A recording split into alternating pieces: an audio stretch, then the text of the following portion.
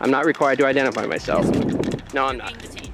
Now, this is a classic case of knowing your rights and standing your ground. In today's video, we witness a textbook example of a First Amendment audit, where a man legally records from a public sidewalk, only to have officers show up, question him, and try to demand ID without lawful justification. But here's the kicker. This guy knows the law, and he isn't backing down. What follows is a masterclass in how to handle police encounters when you haven't committed a crime. From calmly asserting his rights to requesting a supervisor when things start going sideways, he turns the tables on the officers, leading to an absolute walk of shame. The cops got schooled, and they knew it. Stick around to see how this all plays out, because this is how you handle business when your rights are on the line. We got the Santa Maria Police Department on the scene.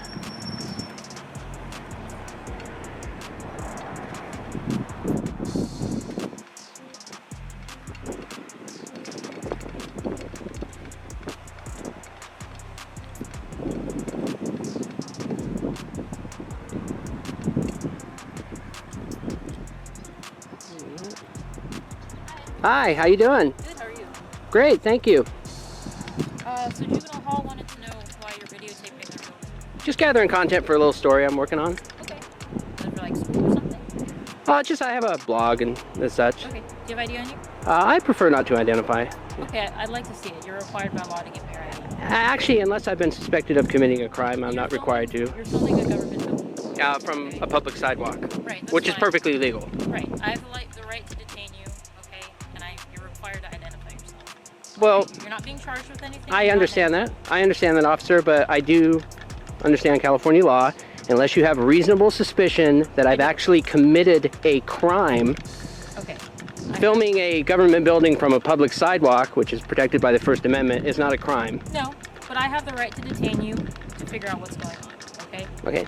You're addressed in all BDUs, you got a video camera, 2 video cameras, okay? Okay. Juvenile Hall is concerned, okay? If no crime is committed, then no big deal, okay? But I do have the right to identify you. You are required to give me your ID. No, I'm not. Unless you have reasonable suspicion that I've actually committed a crime, I'm not required to identify myself. Yes, No, I'm You're not. being detained.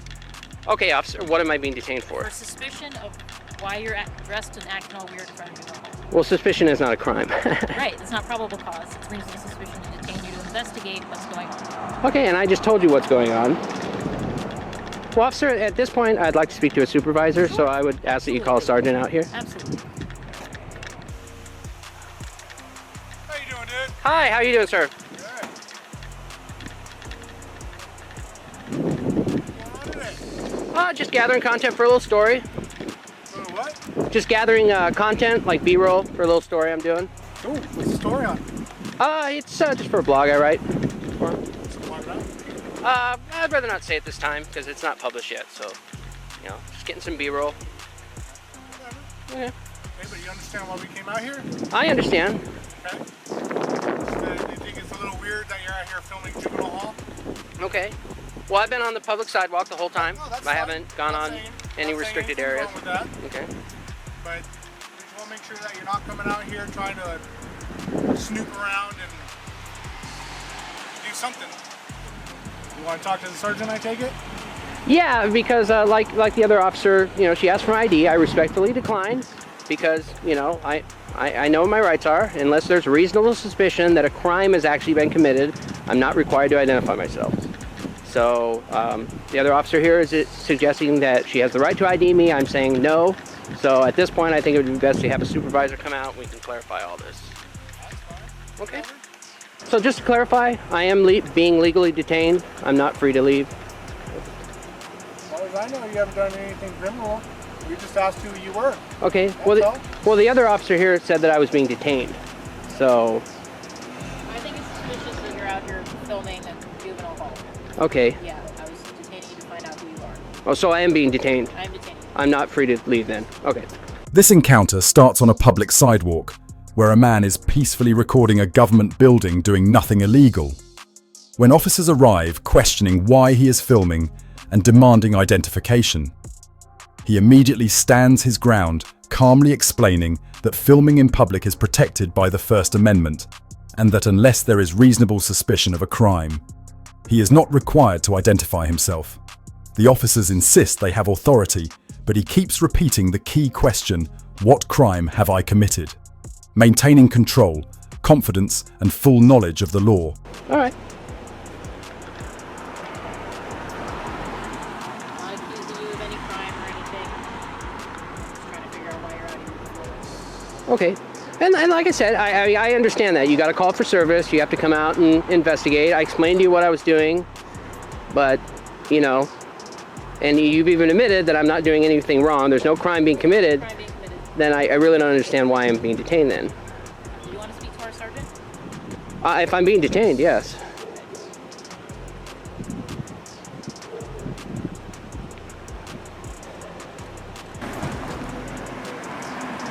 Sergeant Laura, Santa Maria Police Department. The time is 16:13 hours. Are you getting that? Yes, sir. Okay, good. I want a stamp too. How can we help you? Nothing. I just, your officers made contact with me. I explained to them I'm Okay. gathering content for a little story I'm doing. Alrighty. And one of your officers, she wanted to see my ID. I told her I'd prefer not to. And Actually, we do have the right to ask you for your ID because they call us here. It is a juvenile hall facility here, so we do have your authority. Okay, so if you're doing a story, yes, we do have that right, sir. Okay, and I explained to your officer that unless I understand California law, I've been through this before. Okay. Unless you have reasonable suspicion that We do have reasonable suspicions that I've actually committed a crime. Hear me out, okay? Okay. Listen to her. So we have people that do reconnaissance on police, on our juvenile hall facilities, jail facilities, people that Okay. gather information, take video surveillance. As the officers apply pressure, claiming people feel uncomfortable and calling his behavior suspicious, the man refuses to be intimidated, explaining that suspicion and feelings are not crimes. He requests. A supervisor stays respectful and continues asserting his rights, while being told he is detained without any crime. Articulated, the officers struggle to justify their actions, admitting he has done nothing wrong, yet still demanding ID, exposing a textbook example of officers misunderstanding lawful detention. Try to identify us, identify our vehicles, and do all that kind of stuff for malicious purposes, okay? And I'm not saying that's what you're doing. I don't know what you're doing out here. You're saying that you're doing this for a blog or whatever. So we're detaining you to figure out whether or not you're doing this for malicious purposes or completely innocent purposes. And if it's for completely innocent purposes, that's totally fine. But we do have the right to identify you, okay? And if we ID you and everything's good to go, then you're fine. And I have a right to decline because I know the law. I know my right. I'm not trying to be confrontational or anything. But unless you have reasonable suspicion that I've actually committed a crime, I'm not required Listen, listen to the officer there. to identify myself. So the way a detention works, right? We don't have probable cause at this point. The reason we detain people is to investigate something to see whether or not a crime has been committed. So when we detain somebody, at that point we do not know whether or not a crime has been committed or not yet. Okay, it's during the detention we do our investigation to identify that person and find out why they're there doing what they're doing. And if no crime has been committed, there's no probable cause, and that person is free to go. But during a detention, that's when we do our investigation. At that point, the person is required to identify themselves by law. No crime has been committed that I can tell at this point. You're right, that's correct. Okay. But we still have the right to detain you and to identify you. Okay, but what probable cause is there to suspect that I have committed a There is- crime? there I'm is filming from a public Sir, if there was sidewalk. probable cause, you would be in handcuffs already. Right. That's what she's trying to explain to you. Okay. It's But we do detention. have, exactly, detention just to investigate. And we didn't come out here on our own. They contacted us. Yeah, you got a call for service. I understand So, that. and if you know the law and everything, you know that part too, okay? And bottom line is, the officer's right, and we do have a job to do, obviously. Taxpayers pay us to do a job, and this is part of the job, Okay. okay? So all she's asking for identification, you know who we're talking to. She's not asking for too much, Okay. okay? When the supervisor arrives, the conversation shifts as the man calmly explains California law and points out that detention requires reasonable suspicion of an actual crime, not vague fears or hypotheticals. The supervisor attempts to justify the stop but cannot identify a crime and eventually backs down, realizing there is no legal authority to demand identification. The detention quietly dissolves as the officers acknowledge they have nothing. And I'm respectfully declining. Okay, well, we do need an ID, sir. Okay, well, I'm not going to provide identification.